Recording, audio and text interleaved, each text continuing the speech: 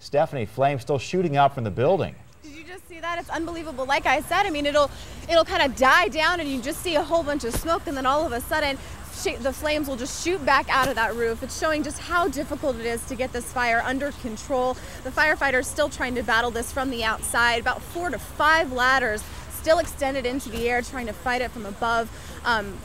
Just truly unbelievable just how difficult it must be to get this immense fire under control, because there's about 3 floors in this apartment complex. It's very large, 130 apartments, and it's basically all engulfed. There's not, I don't think, a part of this building that hasn't been touched by some sort of fire damage.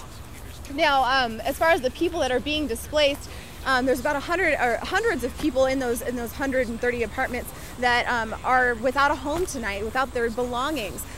One couple that we talked to just jumped out. Basically, they had heard banging on their door, so as one of their neighbors was waking them up, they awoke to smoke and just had to get out as quickly as they could.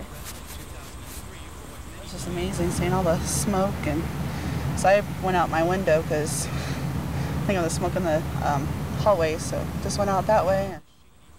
I can't even imagine, what these people are going through tonight, not knowing what is actually going to be salvageable of all of their belongings. Most of the people that we talked to had no renter's insurance at all, so it must be very terrible for them to be seeing their home, their everything that they've known just go up in flames, and these firefighters still trying to battle it. I mean, there's just, they've been fighting this for 5 hours now, still really can't get quite control of the fire. And I was talking to a fire lieutenant earlier, and he said that because of the fact that it's 3 or 4 floors, they've had collapsed ceilings, collapsed roofs, and it's just extremely indebted in this, or engulfed in this building, so it's going to be very difficult to get it out. As for the cause of this fire, still under investigation. They're really not sure what caused it, and all of their personnel, 90 to 100 firefighters on scene, are just trying to get this thing under control, so it might be quite some time before they actually figure out exactly why this fire started and how all of these people have been displaced.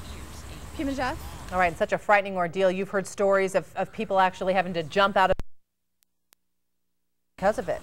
Absolutely. There was a pastor of the church where all the people are going to, where the Red Cross is at. He said that he was awoken by screams, people yelling, and he goes outside to see people hanging out of windows, people jumping to safety. Now, some of those people were sent to the hospital for broken bones, sprained ankles, also people sent to the hospital for smoke damage, and people sent to the hospital for just cold exposure because they got out of their apartments as quick as they could, not wearing shoes, in slippers, in pajamas. And as you know, it's extremely cold out, so some people actually had to be sent to the hospital from that exposure. So, I mean, it's this terrible, terrible sight.